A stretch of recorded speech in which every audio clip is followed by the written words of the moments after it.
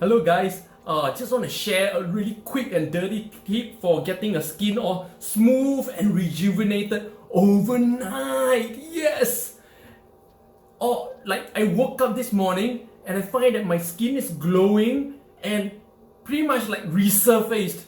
And all I did was just this one quick and dirty trick. Are you ready?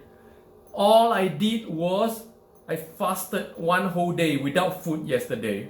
Yesterday, all I did was drink a lot of water. And then today, overnight, I just woke up and boom! Wow, my face really like cleared up. It's smooth and porcelain and fair and glowing. It's amazing. I did nothing yet. I just woke up, man.